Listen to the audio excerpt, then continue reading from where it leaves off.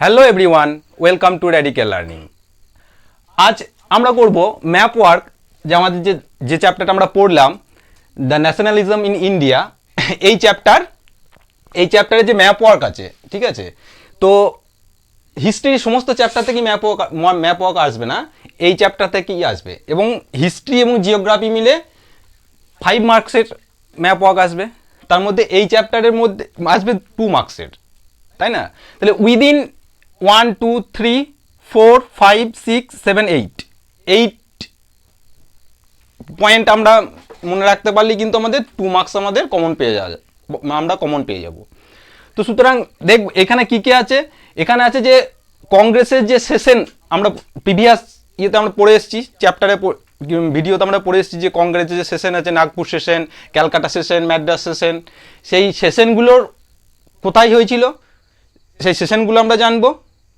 Second হচ্ছে the satyagraha movement, অর্থাৎ important centre of Indian national যে মুভমেন্ট আছে, সেই মুভমেন্টগুলো কোথায় অর্গানাইজড হয়েছিল, কোন প্লেস থেকে এগুলো অর্গানাইজ হয়েছিল, স্টার্ট হয়েছিল, সেইগুলো আমরা দেখব। তো প্রথমেই আছে যে দ্য কংগ্রেস সেশন। তো কংগ্রেস সেশনে কি আছে?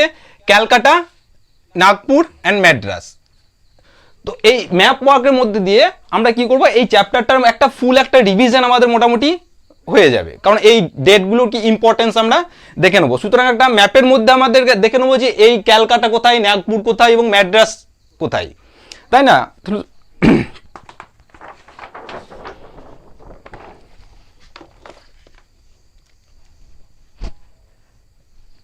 এটা হচ্ছে ইন্ডিয়ার একটা ম্যাপ, তাই তো? যদি আউটলাইন ম্যাপ পেলে ভালো হতো, কিন্তু সে আউটলাইন ম্যাপ পাইনি, সেই জন্য এটার মধ্যে আমরা দেখব। তো প্রথমে আছে যে ক্যালকাটা। এই ক্যালকাটা সেশনটা, কংগ্রেসের ক্যালকাটা সেশনটা কখন হয়েছিল? ডিসেম্বরে হয়েছিল, তাই না? এখানে এই সেশনটা হয়েছিল ডিসেম্বরে, এই সেপ্টেম্বরে হয়েছিল। এবং প্রথমে দেখে নেবো এই ক্যালকাটাটা কোথায় অবস্থিত। অবভিয়াসলি আমরা জানি আমাদের ওয়েস্ট বেঙ্গলের যে ক্যাপিটাল সেটা হচ্ছে ক্যালকাটা, অর্থাৎ এখন যেটা কলকাতা বলে। এই যে এই জায়গাটাতে, এটা হচ্ছে কলকাতা। এখানে কংগ্রেসের যে 1920-তে কি হয়েছিল, যে নন কপারেশন যে মুভমেন্টে যেটা প্রপোজ করা হয়েছিল, তাই না? সেই অধিবেশন, সেই কংগ্রেসের মিটিংটা হয়েছিল এখানে। অর্থাৎ এই 1922-তে কি হয়েছিল, এই যে কংগ্রেসের যে নন কপারেশন মুভমেন্ট যে প্রপোজ করা হয়েছিল, সেই অধিবেশনটা এখানে হয়েছিল। আচ্ছা, এই মুভমেন্টে কি ইস্যু ছিল আমাদের মনে আছে?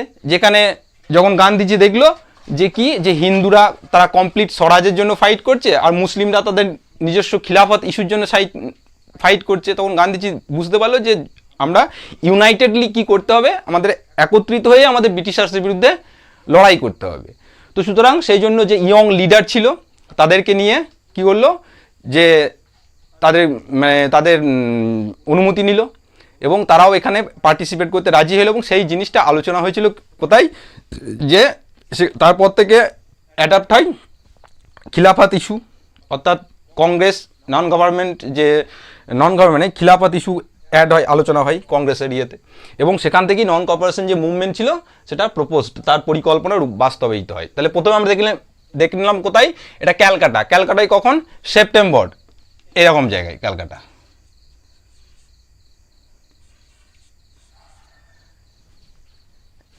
এবার সেকেন্ড দেখব। সেকেন্ড হচ্ছে নাগপুর সেশন।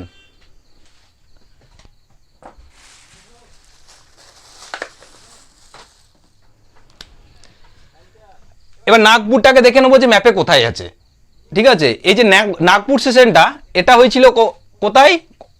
1920-তেই হয়েছিল, কিন্তু এটা ডিসেম্বরে হয়েছিল নাগপুর সেশনটা। এবার নাগপুর কোথায়? এটা ওয়েস্ট বেঙ্গলের মধ্যে, আমরা কলকাতা দেখে নিলাম। এবার নাগপুর হচ্ছে মহারাষ্ট্রে এরকম জায়গাতে নাগপুর, ঠিক আছে? সুতরাং এটা হচ্ছে নাগপুর। এই নাগপুর সেশনে 1920-তে কি হয়েছিল, যে এই প্রথমে কি হলো, সেপ্টেম্বর সেশনে কংগ্রেসের ক্যালকাটা সেশনে কি হলো, এই যে নন কপারেশন মুভমেন্ট এটা প্রপোজ হলো, ঠিক আছে। তারপর নাগপুর সেশনে কি হলো ডিসেম্বরে, এই নন কর্পোরেশন মুভমেন্টটা কি হলো, অ্যাডাপ্ট করে নেওয়া হলো, কংগ্রেসরা এটাকে স্বীকার করে নিল। তোমাদের মনে আছে প্রথম ভিডিওতে আমরা পড়েছিলাম যে প্রথমে ইনিশিয়ালি কংগ্রেস এটাকে অ্যাডাপ্ট করতে চায়নি। কেন চায়নি? কারণ তারা ভেবেছিল যে আমরা কি করব, এরা কাউন্সিল ইলেকশনে পার্টিসিপেট করব। কাউন্সিল ইলেকশনে পার্টিসিপেট করলে কি হবে, তাদের মধ্যে তারা কিছু পাওয়ারকে কি করতে গেন করবে, এবং তার মধ্যে কি করে ব্রিটিশারদের কিছু পলিসি হয়তো they will able to change. সেই জন্য প্রথমে তার ইনিশিয়ালি তারা রাজি না হলেও কিন্তু নাগপুর সেশনে কি হয়, গান্ধীজির সাথে যে বোঝাপড়ার মাধ্যমে কংগ্রেস এবং খিলাফত যে মুসলিমরা মিশে কি হয়, এই নাগপুর সেশনে এই যে নন কর্পোরেশন মুভমেন্ট তার রূপরেখা তৈরি হয়, তার গাইডলাইন তৈরি হয় যে কীভাবে আন্দোলনটা হবে। সুতরাং আমরা দেখলাম ক্যালকাটা সেশন দেখলাম, নাগপুর সেশন দেখলাম। এবার থার্ড যেটা আছে ম্যাড্রাস সেশন, অর্থাৎ ম্যাড্রাস সেশনটা যেটা এখন বর্তমান নাম হচ্ছে চেন্নাই, এটা হচ্ছে ম্যাড্রাস, তাই না, এটা হচ্ছে চেন্নাই। তাহলে মনে রাখতে হবে প্রত্যেকটা জিনিস, যে ক্যালকাটা কোথায়, এরকম জায়গায় ক্যালকাটা, নাগপুর কোথায়, মহারাষ্ট্রের একদম যে এই ছোট্ট জায়গাটা আছে এর নিচে একদম নাগপুর, আর চেন্নাই হচ্ছে এরকম, যেটা আগের ব্রিটিশ ইয়েতে নাম ছিল এটা ম্যাড্রাস, তাই না। এই ম্যাড্রাস সেশনে কি হয়, এই ম্যাড্রাস সেশন কখন হয়, 1927। তো ম্যাড্রাস সেশনে কি হয় একবার রিকল করো তোমরা। ম্যাড্রাস সেশনে অ্যাকচুয়ালি হয়েছিল, মনে আছে যে ইংল্যান্ডে যে গভর্নমেন্ট ছিল, তো সেখানে ইম্পেরিয়াল লেজিসলেটিভ কাউন্সিল থেকে একটা অর্ডার পাস করা হয়। তো সেই অর্ডার পাস করে কি করা হয়, সেখানে তাকে দায়িত্ব দেওয়া হয় কাকে, যে সাইমনকে দায়িত্ব দেওয়া হয়। এবং সাইমন কি করে, ইন্ডিয়াতে আসে এবং 7টা কমিটি নিয়ে কি করে, যে ওয়েস্টার্ন যে 7টায় যে ব্রিটিশার্সদের নিয়ে একটা কমিটি তৈরি করে, যার প্রাইম উদ্দেশ্য ছিল কি, যে ইন্ডিয়ানদের যে কনস্টিটিউশনের যে নতুন যে কনস্টিটিউশনটা যদি কিছু পসিবল হয় সেটা কি করবে, তারা ইমপ্লিমেন্ট করবে, এবং যদি কিছু চেঞ্জ হয় তাহলে সেটা চেঞ্জ করবে। সেই জন্য আমরা কি লিখেছিলাম, যে গো ব্যাক সাইমন স্লোগান দিয়েছিলাম, যে সাইমন দূর হটো, মনে আছে। তো সুতরাং এটা হচ্ছে ম্যাড্রাস সেশনের ইম্পর্টেন্স, যেটা এরকম জায়গায় এই যে আমরা ম্যাপে দেখলাম। তো সুতরাং যে কংগ্রেসের যে সেশন, যে ইম্পর্টেন্ট সেশন সেটা হয়ে গেল, তাই না। এখানে কি হয়েছিল, যে নন কর্পোরেশন মুভমেন্ট প্রপোজ করেছিল, এখানে কি হলো, অ্যাডাপ্টেড হয়ে গেল, নন কর্পোরেশন মুভমেন্টকে অ্যাডাপ্ট করে নিল। আর এখানে কি করব, যে সাইমন কমিশন, প্রোটেকশন,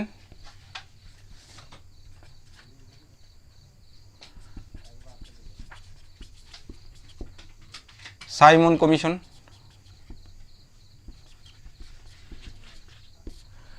তাই না। এবার যে নেক্সট যে পার্টটা আছে, এই 3টে পার্ট, এটাও কিন্তু ইম্পর্টেন্ট। এই যে একটা হচ্ছে সত্যাগ্রহ মুভমেন্ট, তাই না, একটা হচ্ছে চম্পারণ, একটা হচ্ছে খেদা, আর একটা আহমেদাবাদ মিল ওয়ার্কার্স, জালিয়ানবাগ আর ডান্ডি, ঠিক আছে। তো এই যে পার্টটা, এটা তো কংগ্রেসের সেশন সম্পর্কে আমরা আগেরটা জানলাম।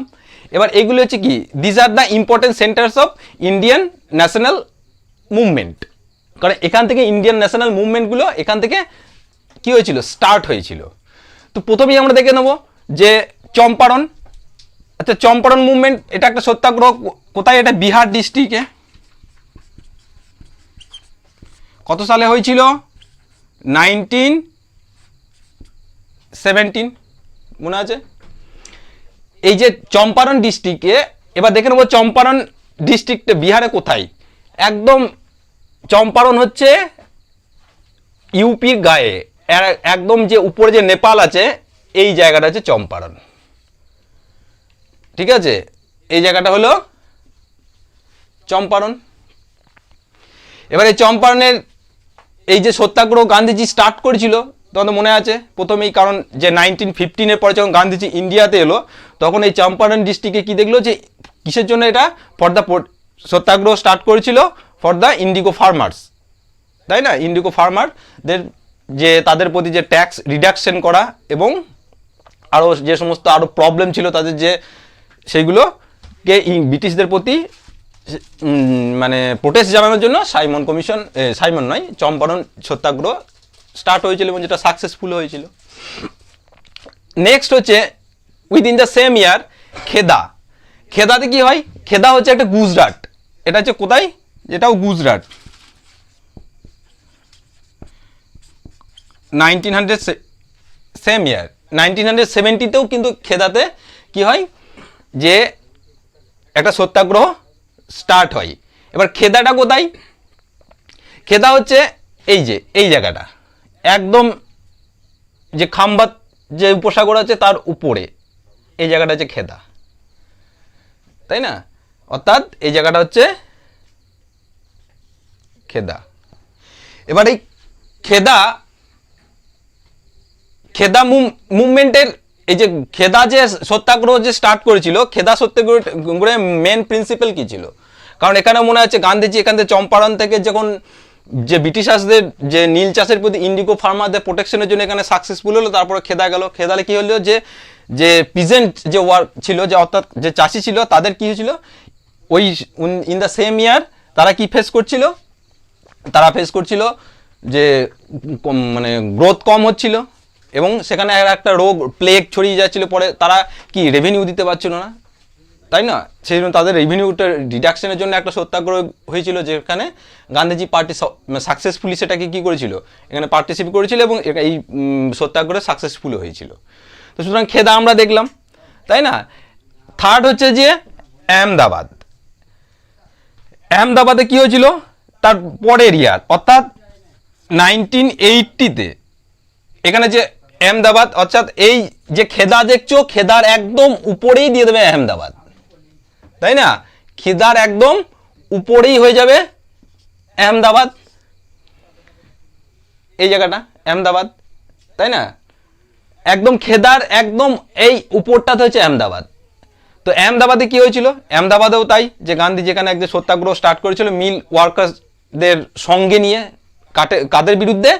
ওনার্স, মানে প্রোটেস্ট এগেইনস্ট দ্য ওনার্সদের, অর্থাৎ মালিকদের বিরুদ্ধে প্রোটেস্ট করেছিল গুজরাটে 1918-তে। তারপরে যেটা আছে সেটা হচ্ছে জালিয়ানাবাগ, ঠিক আছে? জালিয়ানাবাগটা কোথায়?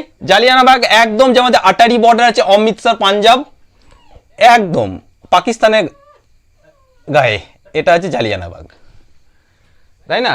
আমরা কম বেশি এদিক ওদিকে একটু হতে পারে, কিন্তু খুব বেশি একদম হলে চলবে না, এরকম জায়গায় জালিয়ানাবাগ। তো জালিয়ানাবাগে কি হয়েছিল তোমাদের মনে আছে? যে প্রোটেস্ট, রাওলাট যে অ্যাক্ট ছিল সেটা প্রোটেস্ট করছিল, তাই না? রাওলাট অ্যাক্টের প্রোটেস্টের জন্য কোথায় জালিয়ানাবাগের যে অমৃতসরের যে জালিয়ানাবাগ, সেখানে কী হয়েছিল? বৈশাখীর মেলা হচ্ছিল। তো প্রোটেস্ট করার ফলে সেখানে লোকেরা, যে বৈশাখী মেলাতে যে প্রোটেস্ট হচ্ছিল, এবং সেখানে লোকেরা জানতো না যে এখানে মার্শাল ল ইমপ্লিমেন্ট আছে, তাই না? এখানে জেনারেল ডায়ার যে যেখানে ছিল এদের কমান্ডার ইন চিফ, সে কী করে অর্ডার দেয়, এবং এখানে কি হয় যে জালিয়ানাবাগ ম্যাসাকার, যেটা তোমরা জানো যে 1990তে কখন হয়েছিল? 1990তে জালিয়ানাবাগ ম্যাসাকার স্টার্ট হয়েছিল, তাই না? কত? 13 এপ্রিল জালিয়ানাবাগ ম্যাসাকার স্টার্ট হয়েছিল। এবং এক লাস্ট কি? ডান্ডি। এই ডান্ডি কি? ডান্ডি হচ্ছে মহাত্মা গান্ধী কি হচ্ছে এখান থেকে তার সিভিল ডিসোবিডিয়েন্স যে মুভমেন্টটা, সেটা গান্ধীজি স্টার্ট করেছিল। তার সবরমতী আশ্রম থেকে ডান্ডি যে 240 মাইলস, যে সবরমতী আশ্রম থেকে 240 মাইলস তার ডিস্টেন্স ছিল, সেটা সে কতদিন? 24 দিন। সে তার 78 তার যে ট্রাস্টেড ওয়ার্কার্স ছিল, ভলেন্টিয়ার্স ছিল, তাদের সাথে এসে এখানে কি করে লবণ তৈরি করে, এবং কি করে যে লবণের উপর যে ব্রিটিশরা যে ট্যাক্স ইম্পোজ করতো, সেই লটাকে ব্রেক করে এখান থেকে সিভিল ডিসওবিডিয়েন্স মুভমেন্ট গান্ধীজি কি করে স্টার্ট করেছিল।